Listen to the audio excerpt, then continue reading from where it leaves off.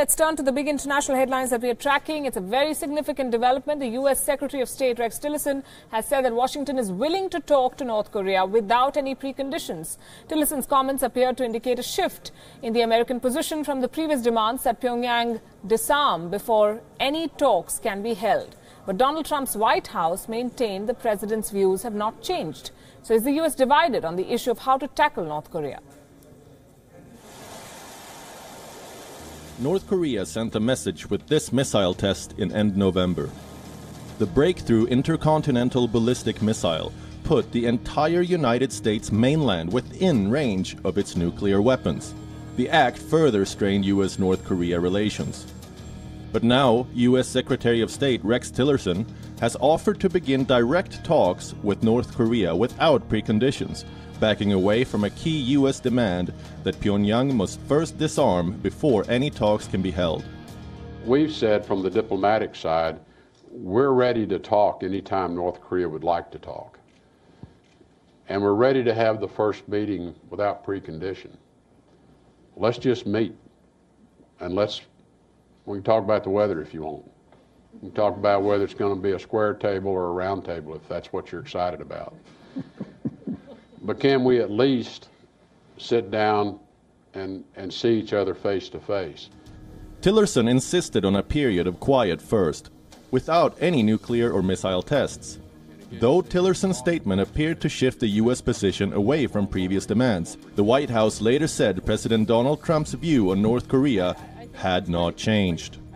The statement said the president's views on North Korea have not changed. North Korea is acting in an unsafe way not only towards Japan, China and South Korea, but the entire world. North Korea's actions are not good for anyone, and certainly not good for North Korea.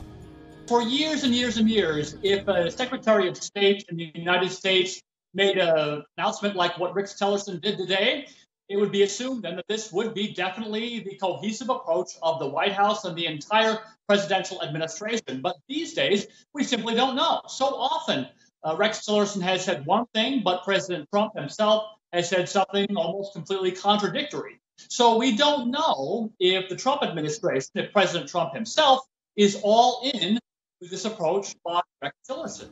In the meantime, North Korea state media said Kim Jong-un had vowed his country would become the strongest nuclear power and military power in the world. But is that only posturing? For the final word comes from the United Nations political chief, Jeffrey Feltman, who recently returned from a 4-day visit to Pyongyang. Time will tell what was the impact of our discussions, but I think we've left the door ajar.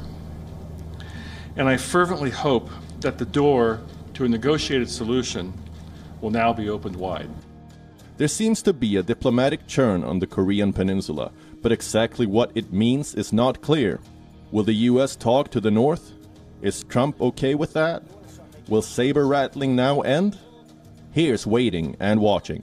Bureau Report, WION. Joining us this evening, Dr. Robert Edwin Kelly, American political analyst on inter-Korean affairs, with us from Seoul this evening.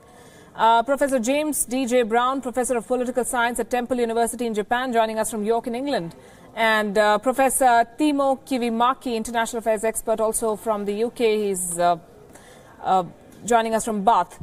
Good evening to all of you. Dr. Kelly, let me begin with you. For whatever Tillerson's statement is worth, what does the shift in America's position really mean for the equation with North Korea?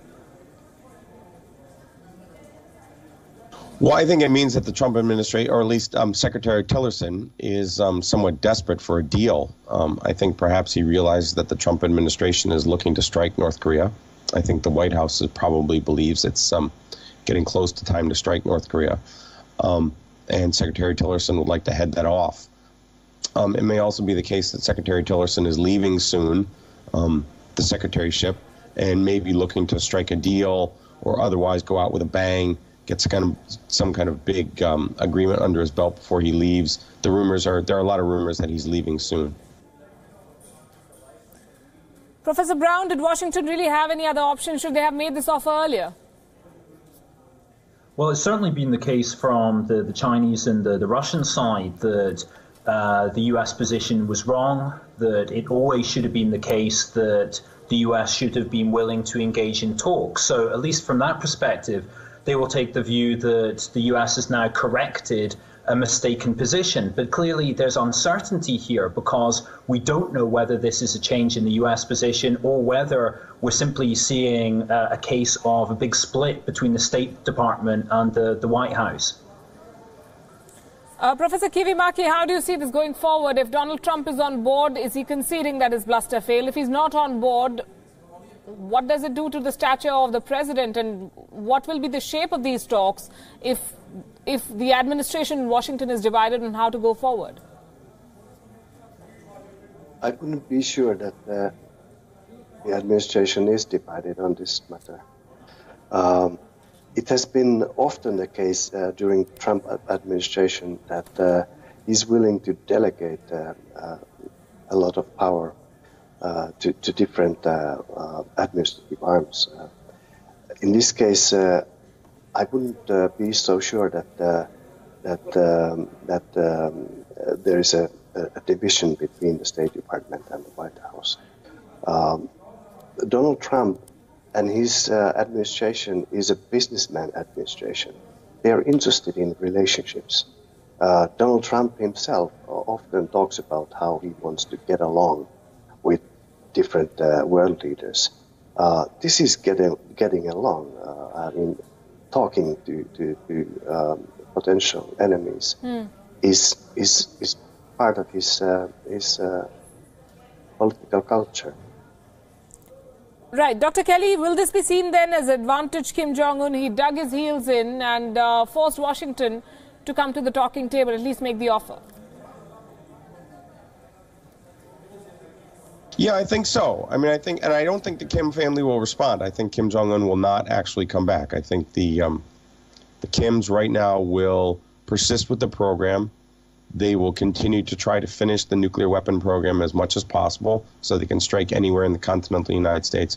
And then, in a year or two, they'll come back and say they want to talk. They don't want to talk right now because they're really on the cusp of having a fully functional intercontinental nuclear weapon. And so I don't actually think that they will respond to Secretary Tillerson's offer. I think what they'll do rather is just wait, try to finish the program, and then come back in a few years. Professor Brown, your take on this. Will Kim Jong-un agree to come and talk? And what sort of precedent does this set for other countries, other supposedly rogue leaders who want to develop nukes, and for America's policy, America's strategy of sanctions and threats? Well, I think the conclusion drawn from the North Korean regime will be that their policy has worked. And as has just been said, it would seem to make sense from their point of view now to continue to push so that they can actually finalize their nuclear capabilities so that they are in a really strong position before talks would begin. So I think that, yes, that's certainly how it would be seen. One thing I'd like to say, however, is it's also interesting what this will do in terms of the US's relationship with Japan. Now, Japan has taken a very strong position in supporting what they believed was the US position of not agreeing to talks without the precondition of North Korea committing to denuclearization. Now the US position has changed, and that seems to place the Japanese government in a very awkward position. They have said that there is no point in talks for talk's sake. They believed that they were on the same page as the United States on that issue, and now they seem to have been contradicted. And Professor Kivimaki, where does this leave countries like Japan and South Korea? Do you see a role for China, for instance, in the talks, if the talks happen? I think before China, I think we have to emphasize the role of South Korea. I think it's quite clear that even if this new development puts Japan in an awkward position, it puts South Korean regime in a much better position. South Korea has been often seen as left out of these developments, especially the most aggressive developments. The current presidential team in South Korea is extremely strongly in favor of dialogue, and I think even when it comes to Tillerson's recent declaration, I think there's a strong voice from the South Korean president and presidential office in this declaration. We'll see how it plays then. Dr. Kelly, Professor Brown and Professor Kiwimaki, thanks very much. And